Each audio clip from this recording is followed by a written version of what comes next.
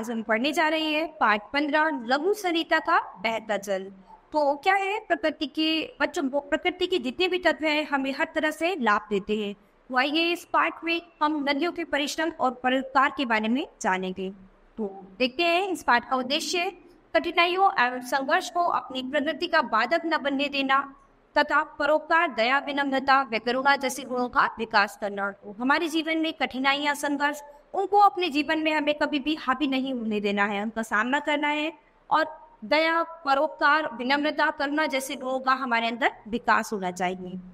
इस पाठ के प्रवेश को पढ़ते हैं। प्रकृति के सभी तत्व अपनी दयालुता, करुणा और परिश्रम से सतत समाज को लाभान्वित करते हैं।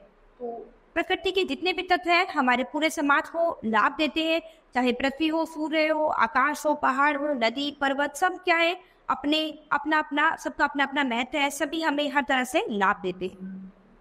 आइए इस कविता द्वारा नदी के परिश्रम और परोपकार से अवगत होते हैं। तो आइए इस कविता के बारे में जानते हैं। कितना शीतल, कितना निर्मल, हिमगिरी के हिम से निकल निकल यह निर्मल दूत सा हिम का जल, कर कर निर्नाद, कल कर छल छल, तन का चंचल, मन का विवल, यह लघु सरिता का बहता जल।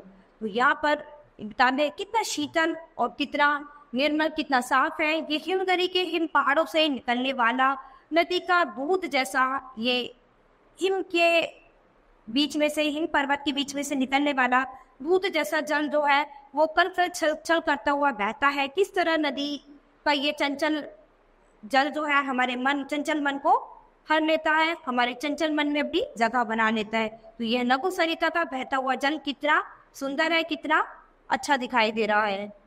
गिर गिर गिरी की चट्टानों पर कंकड़ कंकड़, पैदल चलकर दिन भर, रजनी भर, जीवन भर, धोता वसुधा का अंतस्थान, यह लघु सरिता का बहता जल।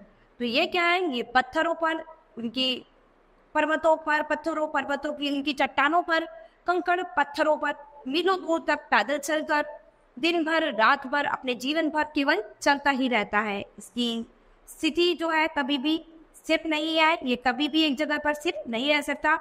इसकी ये क्या है, गतिमान है एकदम, यानी नदी जो है एकदम चलती रहती है, दिन भर, रात भर, जीवन भर इसी तरह से चलती जाती है और धोता वसुधा का स्थल और हमारी पृथ्वी के इस अंतस्थल को धोती हुई चलती चली जाती है। यह लघु सरिता का बहता हुआ जल है जो सदैव गतिमान है। हिम के पत्थर वो पिघल पिघल बन गए ठहराता वारी विमल, सुख पाता जिससे पथिक विकल, पी पी कर अंजलि भर मृदु जल, मित जल कर भी कितना शीतल, यह लघु सरिता का बहता जल।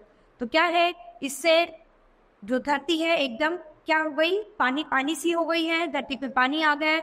इसको पीट कर अपनी अंजलि में जरा सा इस जल को हम अंजलि भर अगर पी लेते हैं तो हमारी आत्मा को शांति मिलती है, हमारी प्यास बुझ जाती है। कितना शीतल, कितना ठंडा जल है जिससे हमारी प्यास बुझ जाती है। यह लघु सरिता का बहता हुआ जल कितना गतिमान है।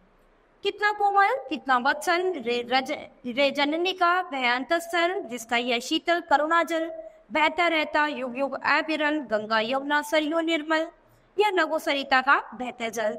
तो ये कितना कोमल और कितना सुंदर, कितना ठंडा जल है। ये इस जननी के अंतस्थल पर, इस पृथ्वी की ऊपरी भूमि पर हमेशा, अंतस्थल पर हमेशा बहता रहता है। कितना शीतल और कितना दयावान, कितना परिश्रमी ठंडा जल है, जिससे क्या है, हम इस ये जो बहता हुआ जल है युगों युगों तक अविराम अवस्था में ऐसे ही बहता आ रहा है। ये कभी भी इसने विराम नहीं लिया और युगों युगों तक ये बहता रहा है और बहता आ रहा है और बहता रहेगा। तो क्या है, ये गंगा यमुना सरयू का निर्मल जल, ये लघु सरिता का बहता जल जो है कितनी मेहनत करता है, कितना परिश्रमी है और इसका हम पर कितना परोपकार है, इससे हमें कितने फायदे हैं। तो हमें इनका धन्यवाद करना चाहिए। तो इस लघु सरिता के बहते जल को हमें धन्यवाद करना चाहिए। तो बच्चों, यहाँ पर नदी के बहने वाले जल की बातें की गई है। तो इन नदियों से बहने वाले जल का हमारे जीवन में क्या महत्व है, इसके बारे में हमने इस कविता में पढ़ा है। तो बच्चों, ये पाठ हमारा यही खत्म होता है। अब हम अपनी नई क्लास में मिलेंगे अपने नए पाठ के साथ। धन्यवाद।